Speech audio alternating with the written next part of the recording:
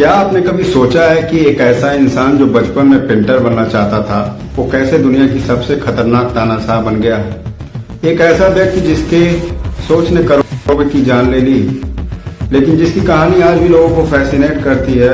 उसके बारे में सच्चाई क्या है? Let's discuss about the Adolf Hitler in this video, the man who changed the world not with the love but with the fear. Hitler का जन्म 20 अप्रैल 1889 को ऑस्ट्रिया के एक छोटे से शहर में हुआ था। उनके पिता एलोइस हिटलर एक कस्टम विभाग के ऑफिसर थे। वो बहुत ही सख्त और अनुशासित थे। उनकी माता कार्ला हिटलर बहुत ही दयालु, धार्मिक और अपने बेटे से बहुत ही लगाव और बहुत ही प्यार करने वाली महिला थी। बचपन से ही एडोल्फ के अंदर दो पहलू थे, एक तरफ कला और भावनाएं, दूसरी तरफ अनुशासन और गुस्सा। ही was A dreamer but with an ego, और एक कॉम्बिनेशन उसके जीवन में सबसे बड़ी ट्रेजेडी बनी। हिटलर को पेंटिंग बनाना बहुत ही पसंद था। वो Vienna academy of fine arts में एडमिशन लेना चाहता था, लेकिन 2 बार उसे रिजेक्ट कर दिया गया था। इमेजिन करो कि एक ऐसा लड़का जो सपने लेकर गया था मिशन से टूट गया है, और उस रिजेक्शन ने उसको अंदर ही अंदर आग जला दिया है। दुनिया मेरे खिलाफ है। This pain slowly turned into anger and anger into hate. Vienna का दौर उसके लिए टर्निंग पॉइंट था। 1908 से 1913 तक वो वियना की सड़कों पर रहा, बिना नौकरी, बिना पहचान। कभी पेंटिंग बेचकर खाना खाता था तो कभी उसको गरीबों के साथ रहना और सोना पड़ता था। लेकिन यही वियना उसकी आइडियोलॉजी की प्रयोगशाला बनी। वहाँ उसने यहूदियों को देखा, सफल और अमीर समाज में आगे, और वो सोचने लगा कि हम गरीब हैं क्योंकि ये लोग हमारे ऊपर हावी हैं। This thought slowly become anti semitism, यानी यहूदियों से नफरत, और यही से हिटलर की सोच पर नींव रखी गई। हिटलर ने उस समय कई किताबें पढ़ी थी, जैसे कि the protocol of the elder of Zion. ये किताब ये दिखाने की कोशिश करती है कि यहूदी दुनिया पर राज करना चाहते थे, लेकिन वो किताब झूठी थी। लेकिन लाखों लोगों ने इस किताब को सच माना, और हिटलर भी उसमें एक था। धीरे धीरे उसने मान लिया कि जर्मनी को कमजोर यहूदियों ने बनाया है। 1913 में हिटलर जर्मनी चला गया, और अगले ही साल शुरू हुआ फर्स्ट वर्ल्ड वॉर। हिटलर ने जर्मन आर्मी ज्वाइन की। वो एक ब्रेव सोल्जर था, लेकिन 1918 में जर्मन हार गया, और हार के साथ साथ टूट गया। 1919 में ट्रीटी ऑफ वर्साय हुई, जिसने जर्मन को घुटने पर ला दिया। देश को अरबों डॉलर का जुर्माना, सेना घटा दी गई, लैंड छीन लिया गया, और सबसे बड़ा गौरव खत्म कर दिया गया। हिटलर के लिए ये ह्यूमिलिएशन असहनीय था। वो मानता था कि हम हारे नहीं है, हमें धोखा दिया गया है, और वो धोखा देने वाले कौन थे? उसके अनुसार यहूदी और गद्दार राजनेता थे। ये वही वक्त था जब एडोल्फ हिटलर एक सैनिक से एक राष्ट्रवादी उग्र विचारधारा वाला बन गया था, और अब वो ढूंढ रहा था एक मंच जहां वो अपनी सोच, अपनी आग दुनिया के सामने रख सके। और उसे मिला एक छोटी सी पार्टी जिसका नाम है जर्मन वर्कर पार्टी। यहीं से शुरुआत हुई नाजी मूवमेंट की कहानी।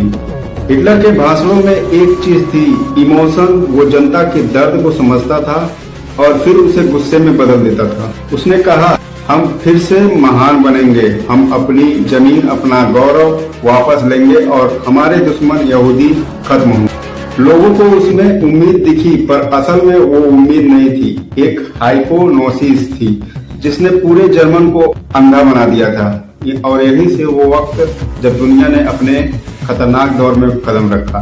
एक कलाकार अब नेता बन चुका था, और यहाँ से नेता अब सत्ता चाहता था, किसी भी कीमत पर। 1919 में जर्मन टूटा हुआ था। हार, बेरोजगारी, भूख और सर हर घर में निराशा थी। लोग सोच रहे थे कि हमारा भविष्य कहाँ है, और इसी अंधेरे में एक व्यक्ति उम्मीद बनकर सामने आया। वो कहा था कि I can make German great again, और उसका नाम था एडोल्फ हिटलर। जनता के बीच गया, उनके दर्द को समझा और कहा, तुम गरीब नहीं हो, तुमको लूटा गया है, तुम कमजोर नहीं हो, तुम्हें कमजोर बनाया गया। और धीरे धीरे उसकी आवाज जर्मन की आवाज बन गई।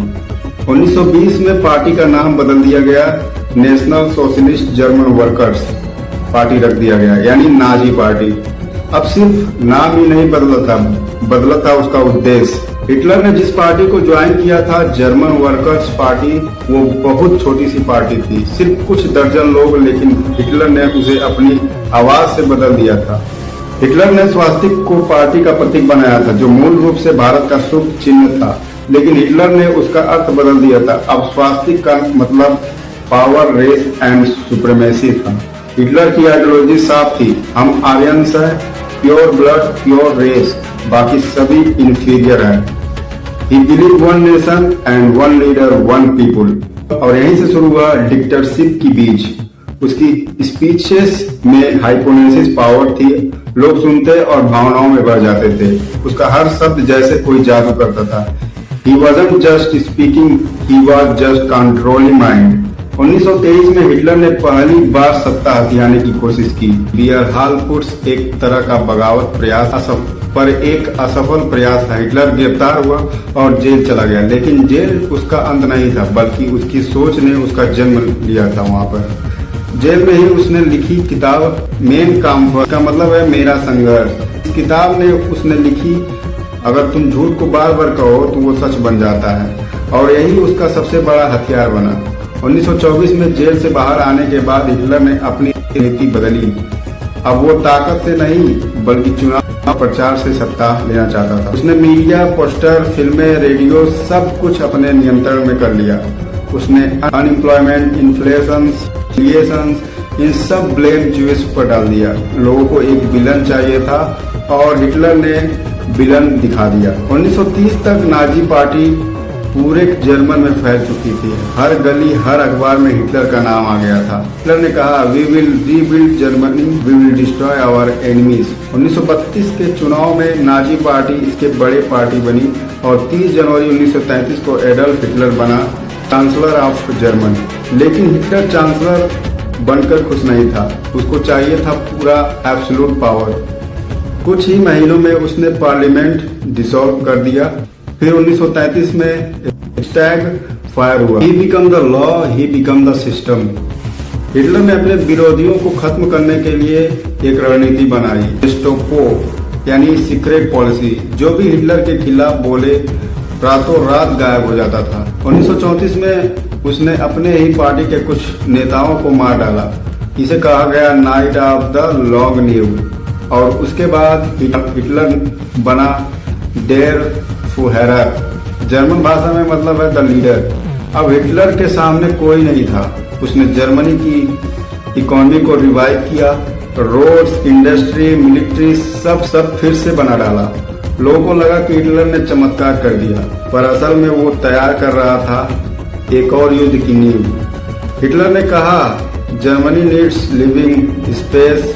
इसका मतलब था कि हमें दूसरे देशों को जमीन चाहिए ताकि हमारी रेस फैल सके। 1936 तक हिटलर ने ऑस्ट्रेलिया कब्जा कर लिया। दुनिया देखती रह गई और हिटलर बढ़ता गया। अब हिटलर के सामने सिर्फ एक कदम बचा था, वो था पोलैंड। जर्मन अब पहले जैसा टूटा देश नहीं, हिटलर उसे और मशीन बना दिया था और उसकी सोच साफ थी, either rule the world or destroy it. Hitler ने इस Poland, Denmark, Norway, Belgium, Netherlands और फ्रांस को कुछ यूरोप में एक नाम जरा था, वो था हिटलर का, और एक नारा था हेल हिटलर। हिटलर की आइडियोलॉजी सिर्फ जीतने की नहीं थी, वो पूरी दुनिया को एक ही नस्ल के नीचे लाना चाहता था, वो था आर्यन रेस। कुछ ही महीनों में जीत लिया था।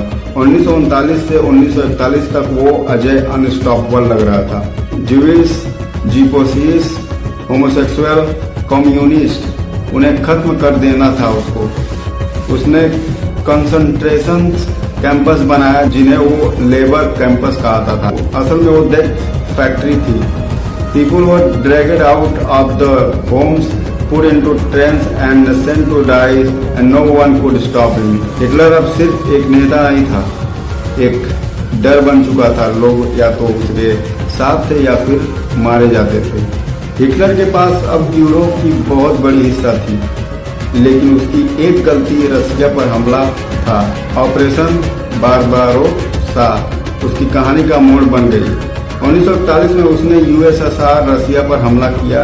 वो सोचता था कि I will crush them in weeks, लेकिन उसे अंदाजा नहीं था कि रसिया की सर्दी, उसका विशाल इलाका और जनता की जिद ने जर्मनी की कमर तोड़ दी। ऑपरेशन बारबारोसा इतिहास का सबसे बड़ा मिलिट्री इन्वेंशन था। हिटलर की सेना जो अजय लग रही थी अब ठंड बर्फ में जम रही थी। सप्लाई चेन टूट गई थी, सोल्जर मरने लगे थे और हिटलर हार मानने को तैयार नहीं था। He refused to retreat and that was the biggest mistake of him. कुल मिलाकर 60 लाख यहूदी मारे गए। This was called the holocaust, a crime beyond the humanity. Holocaust Greek शब्द है, इसका मतलब है पूरी तरह से जलाकर नष्ट कर देना। हिटलर का एम्पायर बाहर से चमकदार दिखता था लेकिन अंदर से सड़ चुका था। उसकी नफरत ने उसे अंधा बना दिया था। He was no longer a leader, he was a monster. 1944 तक अलायंस ने जर्मन को चारों तरफ से घेर लिया था। एयर स्ट्राइक, ग्राउंड अटैक, सब तरफ से हमला। हिटलर बंकर में छिपा हुआ था। वो अब भी सोचता था German will rise again, but deep down he new the end had begun. युद्ध जिसने लाखों जिंदगियां ली अब अपने अंत के करीब था। अब वो समय आ गया था कि जिसे हिटलर ने कभी सोचा भी नहीं था। The man who ruled the millions was about to lose everything. 1944 Hitler का एम्पायर अपने चरम पर लग रहा था, लेकिन अब दुनिया बदलने लगी थी। अलायंस ब्रिटेन से यूएसएसआर जर्मनी को चारों तरफ से हिटलर का अजय इमेज धीरे धीरे टूटने लगा। थाउजेंड्स ऑफ सोल्जर ने बीचेस पर हमला किया। हिटलर के जनरल्स ने चेतावनी दी थी लेकिन हिटलर ने उनकी एडवाइस इग्नोर कर दी। स्लोली अलायंस ने वेस्टर्न यूरोप पर कब्जा करना शुरू कर दिया था। 1944 में यूएसएसआर ने बर्लिन की तरफ हमला शुरू किया। हिटलर की आर्मी जो पहले अनस्टॉपेबल थी अब सप्लाई शॉर्टेज और हार्श विंटर से जूझ रही थी। सोवियत सोल्जर ने शहरों को सिस्टमैटिकली कैप्चर करना शुरू कर दिया था। हिटलर के पास रिट्रीट करने का ऑप्शन था लेकिन उसने ऑर्डर दिया था कि fight to the last man. 1944 में हिटलर पर कई असैसिनेशन अटेम्प्ट हुए थे। सबसे बड़ा फेमस और सबसे बड़ा अटेम्प्ट था जुलाई 20 अप्रैल। जर्मन ऑफिसर ने उसे मारने की थी। हिटलर किया था पारानोइया और बढ़ा दी थी। ऑफिसर और सिविलियंस को फांसी दी गई। साइनाइड कैप्सूल खाए और पिस्तौल से खुद को मार लिया। अब जर्मनी के लोगों को भी समझ आ गया था युद्ध का अंत नजदीक है। 7-8 मई 1945 जर्मनी ने अनकंडीशनली सरेंडर कर दिया। यूरोप में युद्ध खत्म हुआ। मिलियंस ऑफ सोल्जर्स और सिविलियन मारे गए। होलोकॉस्ट की पूरी